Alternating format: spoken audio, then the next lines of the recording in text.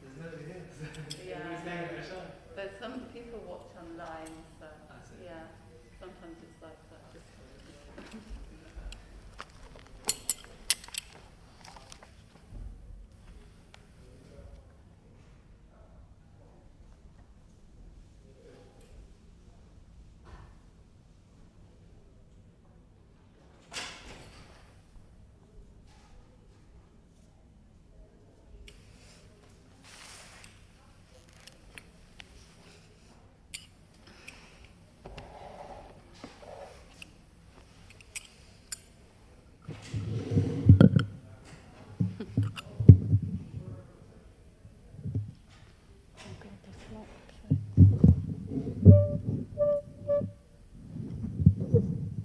This microphone is going to fall over.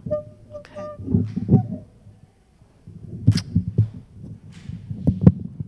Okay.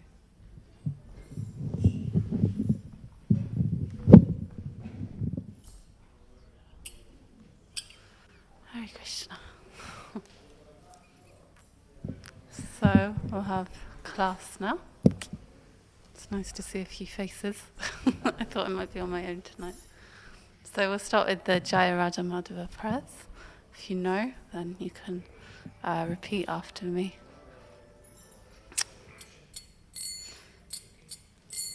Jaya Raja Madhava Kunja Bihari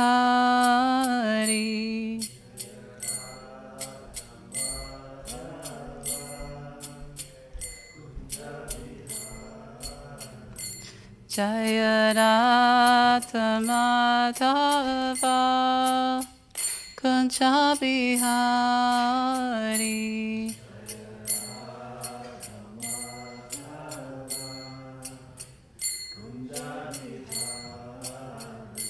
Jaya Gopi Jana Vallabha Girivaradari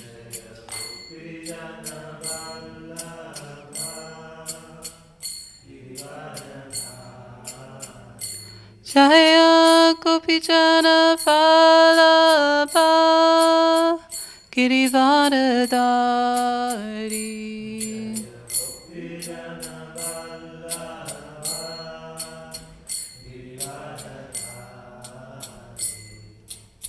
Yashodanandana Braja Jana Ranjana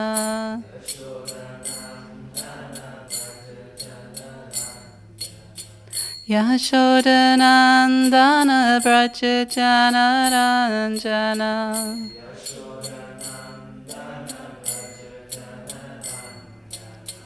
Yamuna Tira Vanachari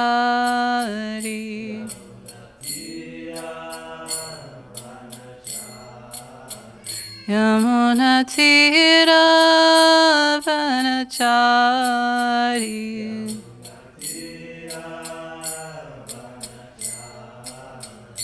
Jaya Radha Madhava Kunja Bihari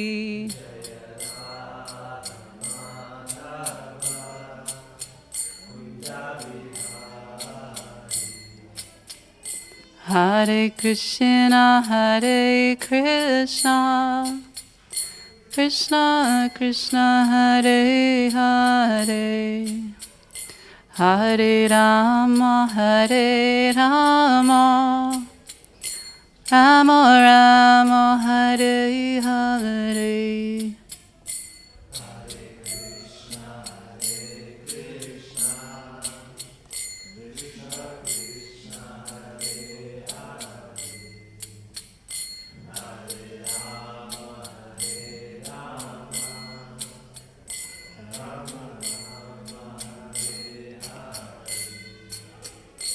Hare Krishna, Hare Krishna, Krishna Krishna, Hare Hare, Hare Rama, Hare Rama, Rama Rama, Hare Hare.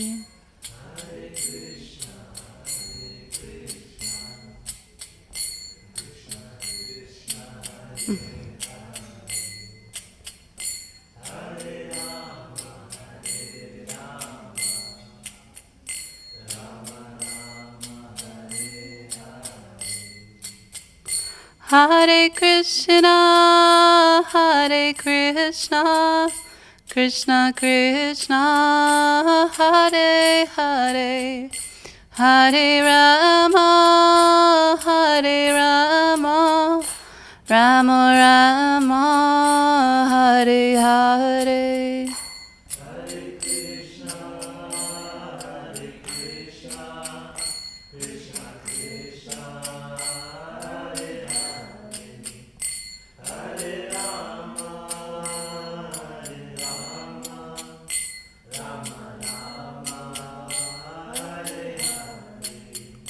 Jaya Prabhupada, Prabhupada, Prabhupada, Srila Prabhupada.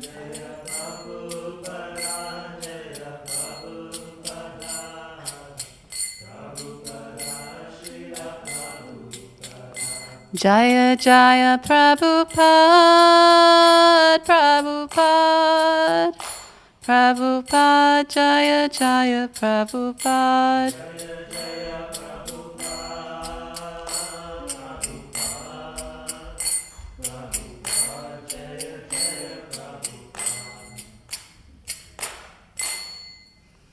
Srila Prabhupada ki jai. Okay, so today we're reading from Bhagavad Gita. Actually, there's a few. Let me get you some Bhagavad Gita.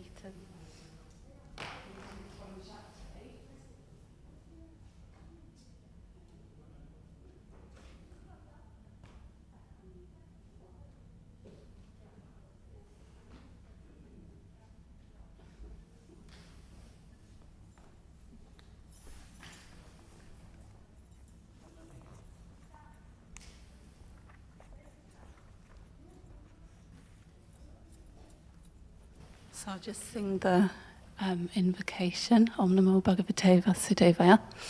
Om Namo Bhagavate Vasudevaya. Om Namo Bhagavate Vasudevaya.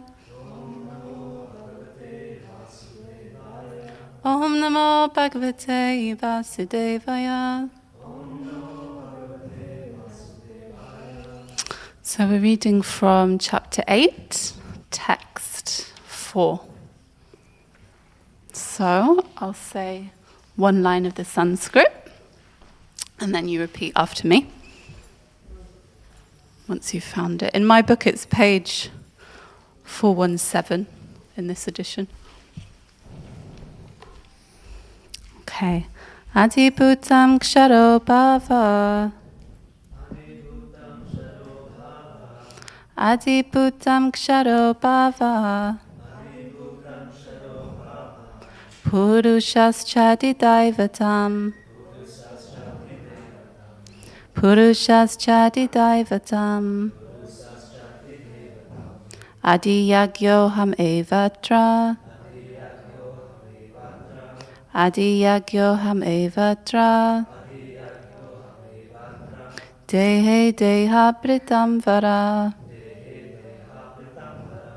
Dehe dehabritam vara.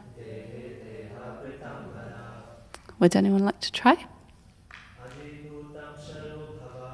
Adibhutam ksharo bhava. Purushas-chadidaivatam. Adiyagyoham evatra. Dehe dehabritam vara. Maybe one more person. Adibhutam ksharo bhava. Purushas-chadidaivatam. Adiyagyoham evatra. Dehe dehabritam vara. Okay, so we'll do the word for word. So repeat after me. Adibhutam, the physical manifestation. Ksharaha, constantly changing. Bhavaha, nature. Purusha, the universal form, including all the demigods. like the sun and moon. Cha and Adidaivatam, called Adidaiva. Oh, sorry, called Adidaiva. Yeah, Adiyagya, the super soul. Aham, I, Krishna. Eva, certainly. Atra, in this. Dehe, body. Deha Britam, of the embodied. Vara, O best. So the full translation by Srila Prabhupada. O best of the embodied beings, the physical nature, which is constantly changing, is called Adibhuta, the material manifestation. The universal form of the Lord, which includes all the demigods like those of the sun and the moon, is called Adidaiva. And I, the Supreme Lord, represented as the super soul in the heart of every embodied being, am called Adiyagya, the Lord of sacrifice. So I'll just say a little bit of the translation and then you repeat after me. So, O best of the embodied beings, the physical nature, which is constantly changing, is called Adibhuta, the material manifestation, the universal form of the Lord, which includes all the demigods, like those of the sun and moon, is called Adidaiva. And I, the Supreme Lord, represented as the super soul in the heart of every embodied being, am called Adiyagya, the Lord of sacrifice. Purport. The physical nature is constantly changing. Material bodies generally pass through 6 stages. They are born, they grow, they remain for some duration, they produce some byproducts, they dwindle and then they vanish. This physical nature is called Adibhuta. It is created at a certain point and will be annihilated at a certain point. The conception of the universal form of the Supreme Lord, which includes all the demigods and their different planets, is called Adidaivata. And present in the body, along with the individual soul, is the super soul, a plenary representation of Lord Krishna. The super soul is called the Paramatma, or Adiyagya, and is situated in the heart. The word Eva is particularly important in the context of this verse, because by this word, the Lord stresses that the Paramatma is not different from him. The super soul, the Supreme Personality of Godhead, seated beside the individual soul, is the witness of the individual soul's activities and is the source of the soul's various types of consciousness. The super soul gives the individual soul an opportunity to act freely and witness his activities. The functions of all these different manifestations of the Supreme Lord automatically become clarified for the pure Krishna conscious devotee engaged in transcendental service to the Lord. The gigantic universal form of the Lord, called Adidaivata, is contemplated by the neophyte, who cannot approach the Supreme Lord in his manifestation as Supersoul.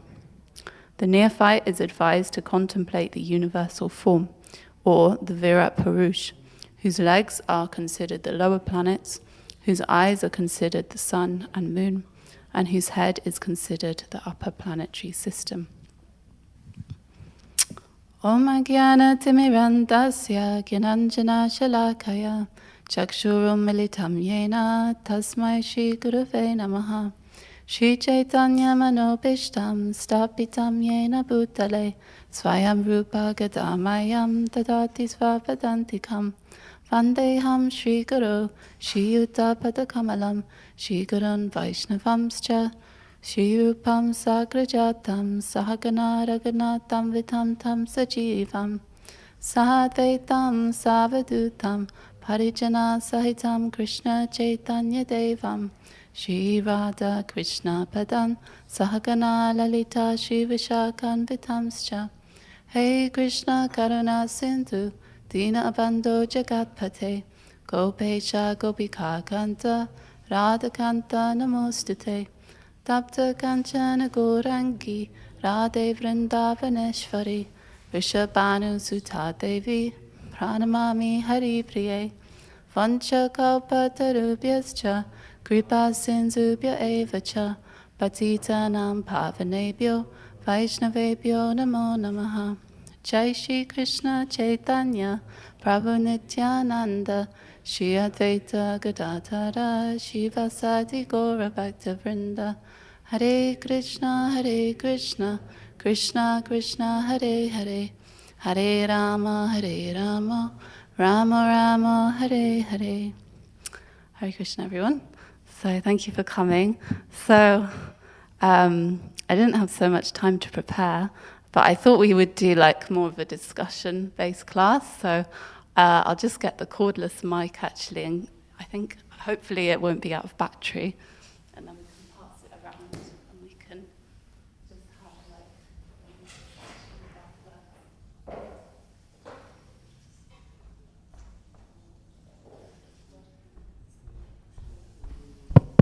Okay, that's working. Because then people online can hear. Oh, I see.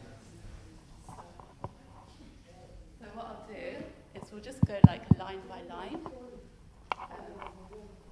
Maybe I'll start and I'll say my understanding, and then you can all have it as well. So, O best of the embodied beings, the physical nature, which is constantly changing, is called Adibhuta. So my understanding of this verse is Krishna's speaking, and he's speaking to Arjuna. He's saying, O best of the embodied beings.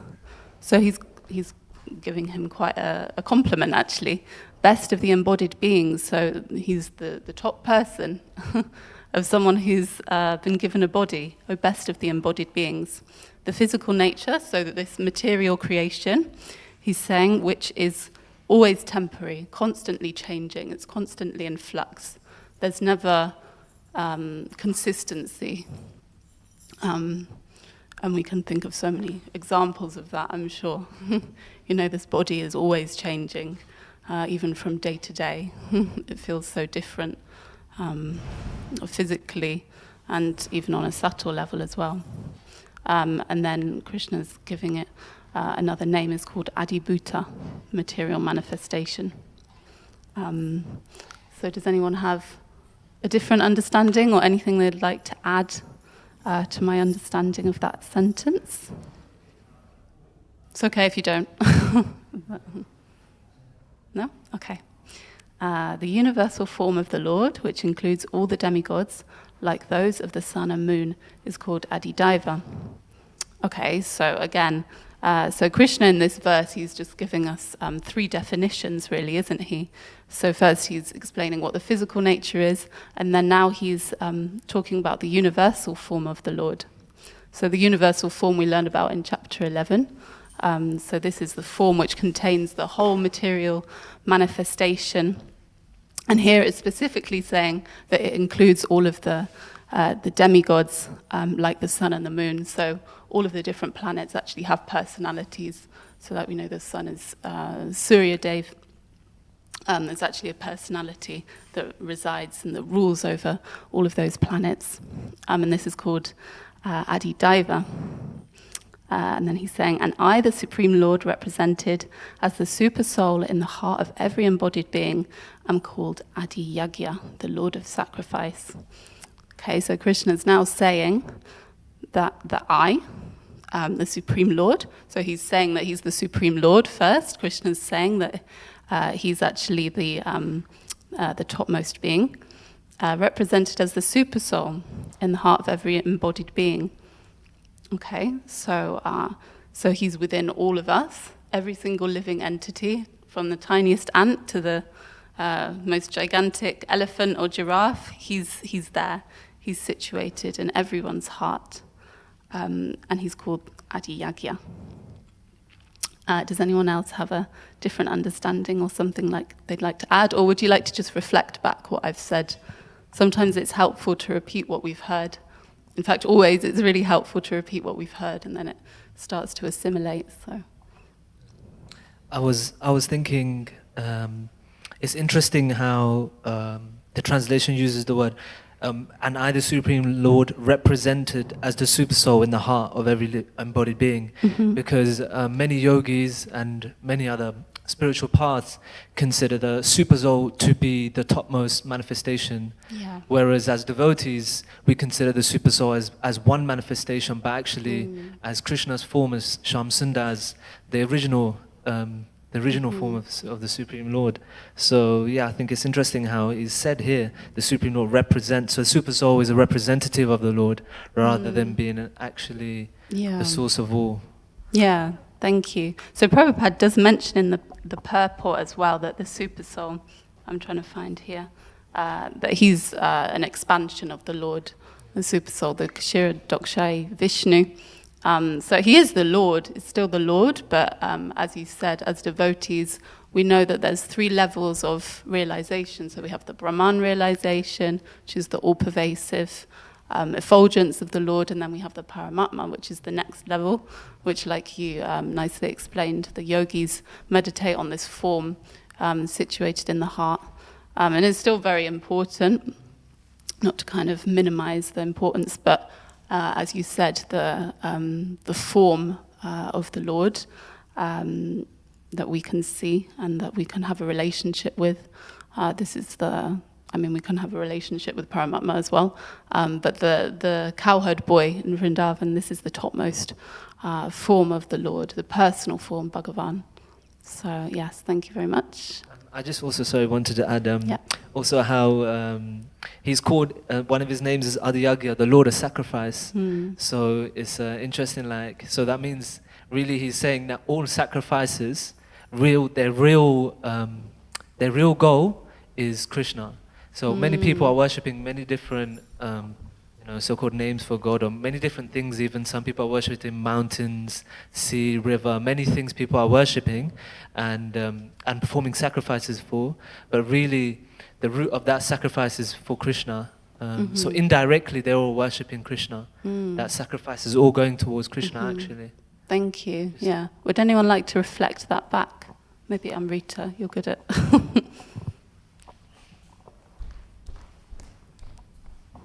Hare Krishna, thank you. So, what I understood from what Prabhu said is that you explained that Krishna's name is Adiyagya, and that means actually he is the Lord of all sacrifices. And you said how, the purpose of all sacrifices is ultimately to please Krishna. Did I understand you? Yeah. Do you have anything else to add, Amrita? Any of your own realizations? I think I'm okay for now because I just joined. So Krishna does mention, doesn't he? I can't remember. I think it's maybe chapter 3. I don't want to say, but he does say that if we're worshipping the demigods, we're worshipping Krishna, but actually it's in a wrong way.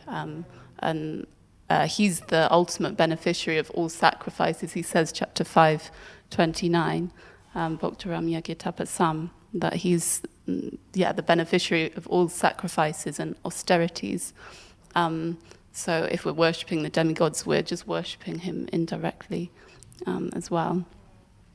Okay, let's move on to the purport. So the physical nature is constantly changing. Okay, so would somebody like to give their understanding of that sentence? Would you like to, or? Sorry, actually, maybe we can just go around and say all of our names first. Just Amrita Vilasinida. Just to break the ice. Okay, thank you. So Amrita. Rahana. Sorry, I hope it doesn't feel like school or something, but it's just just so then we, break the ice a bit. Rasaraj. Okay, Rasaraj. Purushottam. Prabhu. Lavanya Krishnadas. Navani Krishna? Yeah. Okay, and my name's Abby. Abby, yeah. Okay, so as you've got the microphone, would you like to try and give your understanding of this first sentence of the purport? So the physical nature is constantly changing. What do you understand? by that? So when they say that physical nature is constantly changing, so everything around us, the trees, nature, us, we're constantly changing. Everything around us, the environment, and it's all Krishna's energy. So I feel like Krishna's saying, all my energy is always changing constantly. It never stays the same. Thank you very much. So you're saying that everything, absolutely anything we can see or anything around us is always changing. There's nothing that stays the same. Did I understand you? Yeah, okay. Does anyone have... This is actually quite... There's so much we could say about this, actually, just this one sentence. I was just thinking, it's really important to always remember, because people are always trying to become comfortable in this material world, and they're always trying to find like one stage or one kind of atmosphere or one kind of setting or something like this that's consistent, like you said. But actually, Krishna is saying that this material manifestation is always changing, so we can never really become comfortable, and to try to become comfortable in this material world is one kind of madness, because this is not our true home. So to try to we're passing through this place, and it's like you're in a hotel, and you're only in a hotel for a few days, maybe a few weeks maximum, and then to try and decorate the whole room, to try and paint the walls, and do many things for this hotel room is madness, because you're leaving, So we should always remember, and not to become disillusioned or disheartened by any situations that we find ourselves in, any distress, and even any happiness. Not to become too too captured by this, because it's changing, and it's all under Krishna's control. Especially as devotees now, Krishna has taken control of our karma and things also. So the things that we are facing is also under Krishna's hand. So we should be very take solace in this. Thank you very much. Maybe, is it Rasaraj? Maybe you can just the essence of what he said. I just want to get everyone. Well, it's saying that physical nature is constantly changing, so it's basically saying that this constant changing, it means temporary. And we're the individual soul, and we've got the material body, so that's changing as well. So one day this material body is not going to be fit. Yeah. And what did, I'm sorry, I've forgotten your name already. Purushottam. Yeah. Just, can you reflect back what he said, just like in a few sentences? Well, he's basically saying this is not our real home, Yeah. Yeah, the real home is Goloka Vrindavan. Yeah. And not to be too comfortable. Oh, you want to say? Something I just thought of now is how, the 4 different ages, how from Satya Yuga to now to this current age is Kali Yuga, how much the environment has changed. How the, as the ages from Satya Yuga has gone down, the world has declined. And, it's a lot more material now, a lot more material compared to how it was in the we weren't there during the Satya Yuga, but a lot during those times people were more spiritual, and now in this age is just full of hypocrisy, and always there's just such a decline now. So I think maybe Krishna is also trying to make us aware of that by stating that in this as well. Thank you. So you're saying that not only is it always changing, but actually right at the moment it's just declining. And actually maybe that's Krishna's point, that he's trying to tell us that, nothing's permanent, and so you're not going to find happiness here. And then the point that you added, that actually we're just becoming more and more materialistic as the ages go on, and it becomes harder and harder to become spiritually realized. Yeah, thank you very much for that input. Okay, let's move on to the next sentence. So we've got about 10 minutes left, actually. I feel like we've only just got started. But please join us if you would like to. We're just having a discussion on Bhagavad Gita. So material bodies generally pass through 6 stages. They are born, they grow, they remain for some duration, they produce some byproducts, they dwindle, and then they vanish. Okay, so who hasn't spoken yet? I think it's your turn to speak. If you'd like to just try and understand in your own words what Prabhupada is saying in this sentence.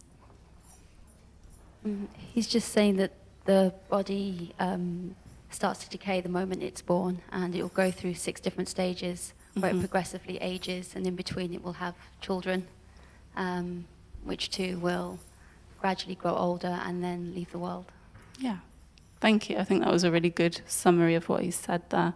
So inevitably, we go through these 6 points in our life. We're all born, we all take birth. That's how we've got this body, and then it grows, and then we have children. Possibly we maintain ourselves, and then we become a bit weaker, and then we inevitably die as well. That's one thing we're certain of in this world is death. That's one of the only things we're sure of. When we're born, we will definitely die. Does anyone else have any reflections on this?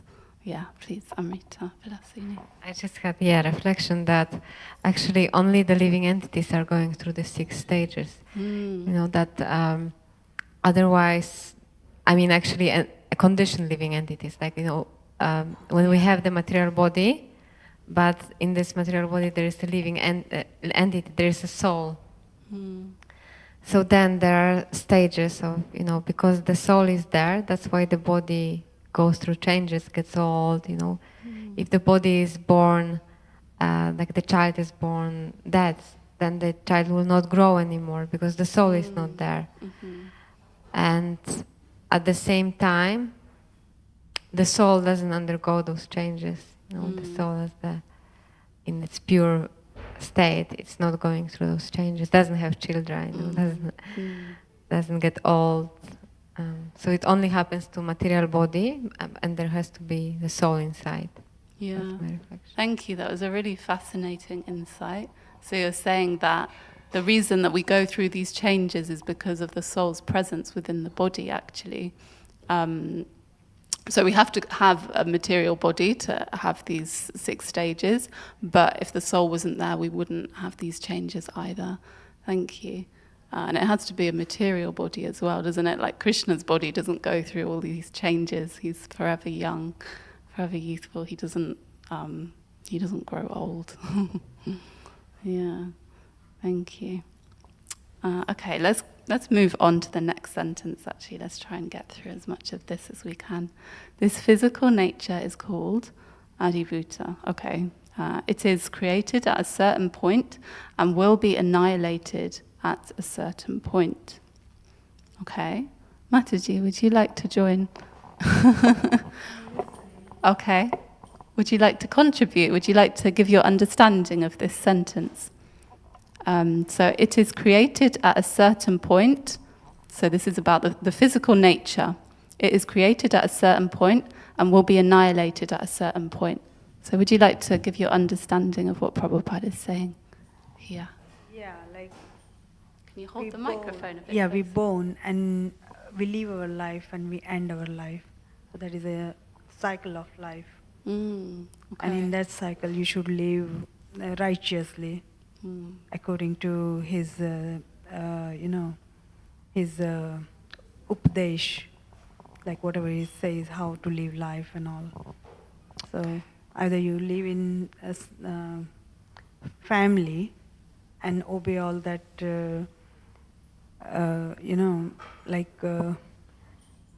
prayers and this and that, whatever routine is, and fulfill your family responsibility, or you can leave family and just live for yourself, for your soul and for Krishna. So there are 2 ways to live life. Okay, thank you very much. Amrita, would you like to reflect that back to Mataji? Just the essence of what she said. I think in the beginning you gave your understanding and then you said something of your realization. There's So 2 ways to live life. yeah. Either you live in family, Okay. or you live alone Mhm. Just devote yourself to God. Mm. There are two ways to live life, but life has Okay. stages. Okay. And then get older and then older and then Okay. end your life. Okay, that was a really. Okay, that was an interesting light. So. Okay, so what I understood, you said that we can choose how we want to live our life. We can completely, devote ourselves to family life, and just to be dedicated to improving our material situation, or we can turn to God and practice our spirituality, fully give ourselves to God. That's very interesting. I have a slightly different light on what you're saying, is that even if you're in a family life, you can completely devote yourself to Krishna consciousness. It's not necessarily about, okay, I'm going to give up everything and go and live in the ashram. I mean, it's great if you can, but some people can't, and actually they're better situated in family life, and that's less disturbing for them, and they're more peaceful to be able to practice their Krishna consciousness. I don't know if I misunderstood what you said, but that's just my kind of reflection. Do you have anything? When you have family, Mm. and after that like Krishna consciousness, so you can develop that practice in your family, and you can Yes. live accordingly with your children and whatever. Yeah, exactly. Yeah. But if that is not your choice, you are already in the situation, so you can't leave your family and of devote course. yourself. Okay. But you can still practice. You can do all duties every day with family. Yeah. And then if you are not married, then you can devote yourself completely. That is a different thing. Yeah. Yeah. Okay. I think we're kind of actually saying kind of the same thing. I didn't quite understand. I think. Yeah. Thank you very much. Yeah. Of course. Yeah. Yeah. Exactly. We all have the same goal, but we all have a different nature, so we have a different way to reach that goal. Thank you very much. Okay, so where were we?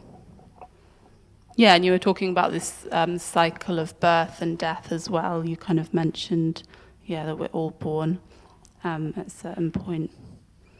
Yeah, and it's what we do in between. And then you were going into details how everyone has a different path of what they do in between birth and death. Yeah, just to keep the goal in mind. Okay. What's the time? Okay, let's do one more sentence.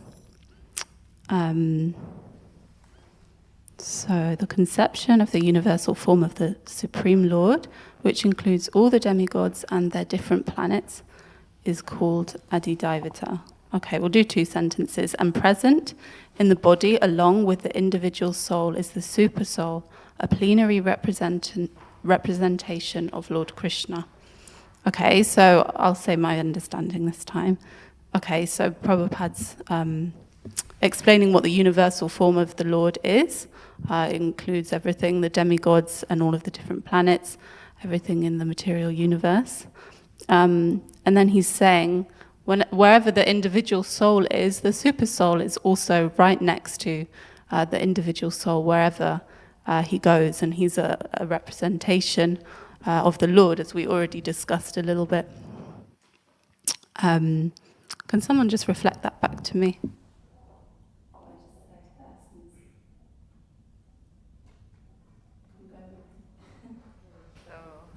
You said that. Actually, no, I didn't Okay, focus you so won't. much. Okay, that's fine. Just the essence of what I said.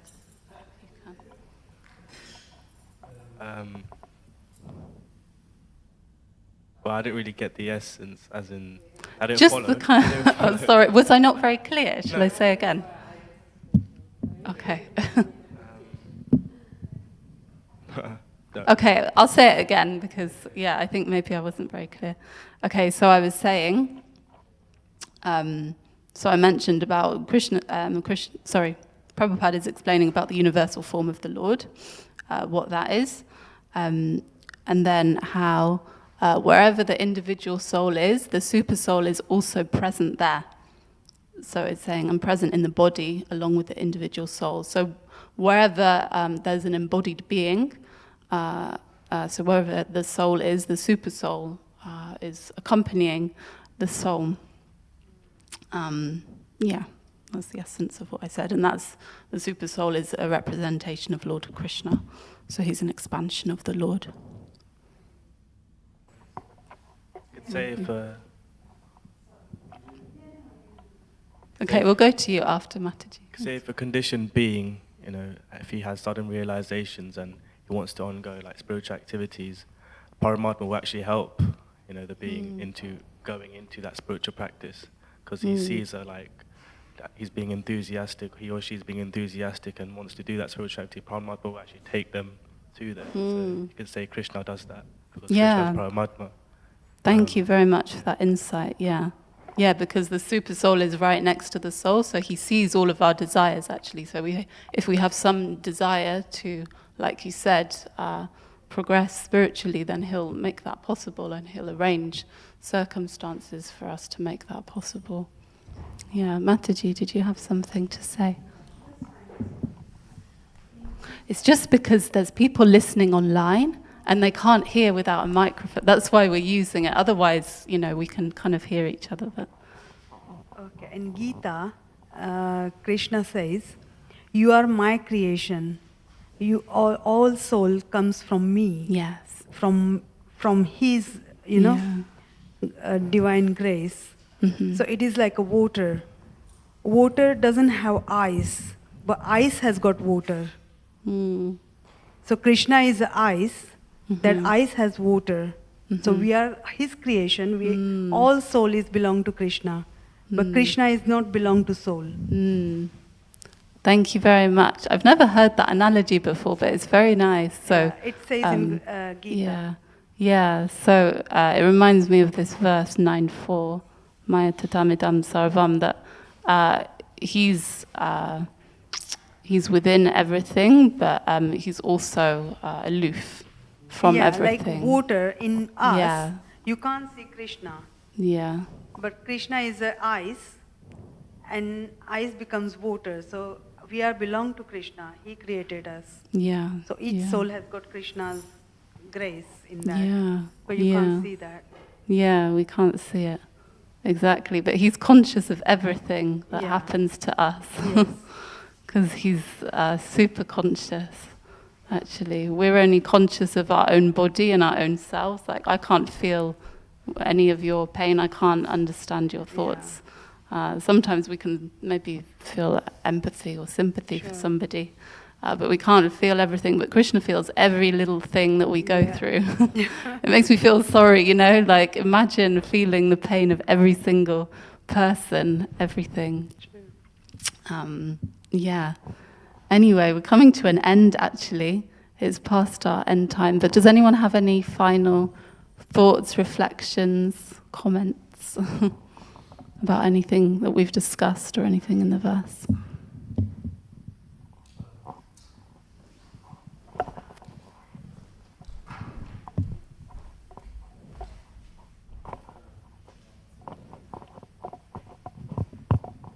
I was just thinking about the super soul being in every living being, and how this is very important in our understanding of Krishna consciousness, because how we treat everybody, and including us being vegetarians and treating all beings, all animals with respect, and I think in our dealings with people, how we speak to people, it's there's Jiva Aparad as well, so it's not just, somebody's a devotee, somebody could be a high-caste devotee making Aparad to them. Vaishnava Aparad is there, but also Jiva Aparad is there also. We should be very conscious about how we treat everyone. Yeah, how we are treating everyone, not just devotees, not just not just high-class devotees, you know, similarly in material civilization, we see how people are always very quick to give honor and respect to those who are high in society, but they're forgetting about those who are, you know, who might be in a lower position within society. So we should always remember that Paramatma is always there. Like the pure devotee, they're seeing Krishna in everyone. But we're not there yet, but still we should always remember this, and in that way we can deal with people in a much more favorable and much more friendly and kind way. Thank you. I think that's a nice note to end on. So you're saying how we should endeavor to be able to, like this, I forget which verse it is, the sage sees everyone with equal vision, like a brahmana, a dog eater.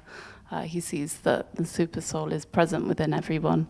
And I liked how you explained jiva aparad. So it's not like, you know, we just treat the pure devotee with such respect, and then somebody who's not a devotee, we just, you know, slap them in the face. It's like we still, even though like sometimes, you know, it may be hard if someone's not a devotee, it may be hard to relate to them, but still, we should always try our best to treat everybody with respect, because they're all part and parcel of Krishna.